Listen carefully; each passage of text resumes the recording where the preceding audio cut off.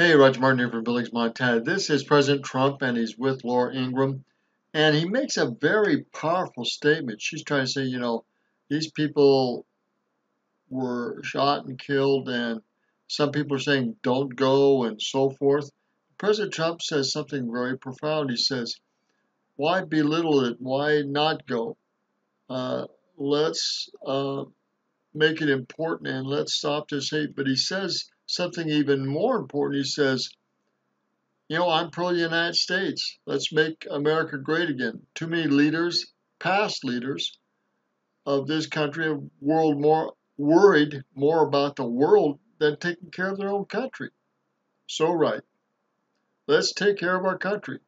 Some great people. And frankly, I think that's probably the way it should be. You should go about your life. You can't let these people disrupt any more than they already have, which is disgraceful. What he did is disgraceful. You can't let it happen. As far as what the rabbi said, I agree with him. The word nationalism has taken on for the left this connotation of fueling anti-Semitism, hate, even violence. Do you think that is fair, and do you want to further clarify what nationalism means to you? To me, I don't have to clarify. It means I love the country. It means I'm fighting for the country. I look at two things, globalists and nationalists. I'm somebody that wants to take care of our country because for many, many years, you know this better than anybody, our leaders have been more worried about the world than they have about the United States, and they leave us in a mess. Whether it's the wars, whether it's the economy, whether it's debt, whether it's all of the things that they've done, including putting in the wrong Supreme Court justices, and we've really put two great ones in. No, I'm proud of this country, and I call that nationalism. I call it being a nationalist, and I don't see any other connotation than that now. So great comment here. I'll give you the link on this. We'll do maybe another cut or two of this 21-minute presentation by Laura Ingraham and Fox News. Some pretty good shots here. We got over 830,000 views on this, so it has some popularity. Here, President Trump talks about taking care of our borders and our country, or we won't have one. So right. They make a big deal.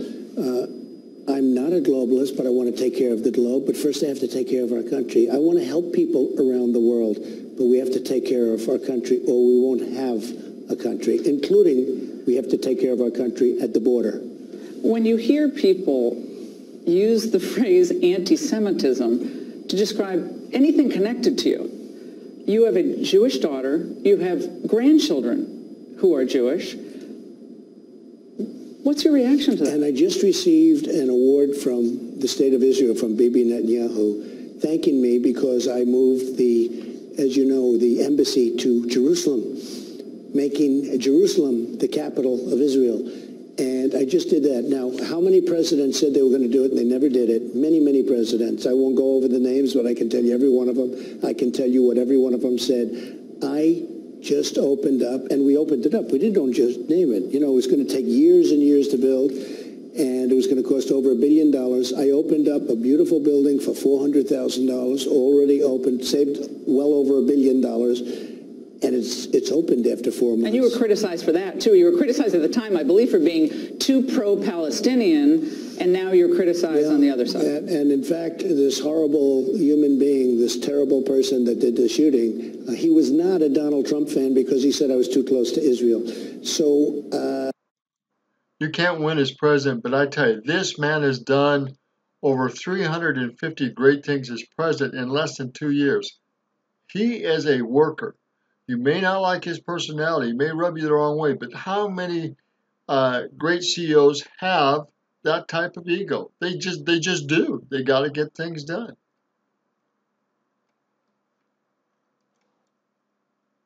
Well, Laura asked him if President Trump was going to do some events in the inner cities, and he said he's already got them scheduled.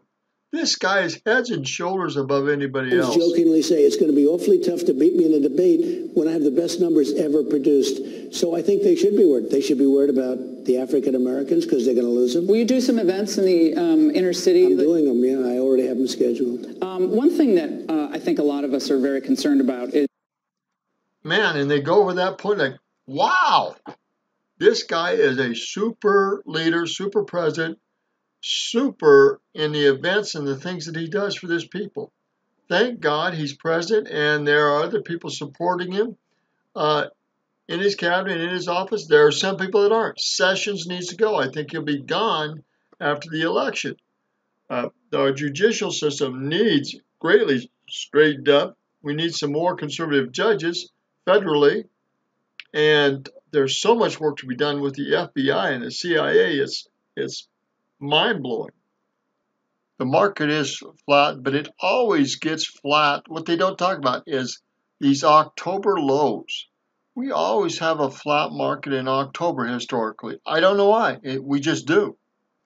They should be worried about the African Americans because they're going to lose them. Will you do some events in the inner city? I'm doing them, yeah. I already have them scheduled. One thing that I think a lot of us are very concerned about is what's happening with the market this year. It's flat for the year, down a little bit, off its record high, both the S&P and the Dow. I know you've complained about the Fed before. How much is cheap credit globally as a part of this problem? Well, remember this. President Obama had the worst recap that we've ever had since the Great Depression, okay, in terms of coming back.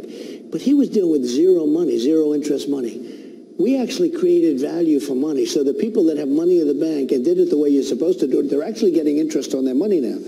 The Fed is being very tight. Now, in one way, you have to say that's very conservative. That's a good thing from the standpoint of conservative. I don't like it because it closes it down a little bit. But we were up almost 50% from the time I got elected, almost 50. In fact, more in some instances. And now we're down just a little tiny bit. But we have... See, 50% since he got elected less than 2 years ago. We're down a little bit, but it'll come back. Now here's Trump on China. He talked about Brazil before this. You'll get the full details when you look at the full video. It has been really hurting our country economically. And you see we're going to win that one. It's going to happen. We're going to win that one. How confident are you about the deal? deal? They'd like to make a deal right now. I just say they're not ready. $250 billion additional tariffs if that deal doesn't go through. $250 billion and have $267 billion waiting to go if we can't make a deal. Are you optimistic? Scale of 1 to 10? I think that we will make a great deal with China, and it has to be great because they've drained our country. We have really helped rebuild China. They've been taking out an average of $500 billion a year for many years. Not going to happen anymore. Did you hear that? China on average has been taking out $500 billion a year out of this country. $500 billion, that's $500 billion. $500 billion, $500 billion. Holy cow. Get the full details here with Laura Ingraham. Again, they had over 830,000 views. Great interview with her and Fox News. Again, this is Roger Martin from Village, Montana. Good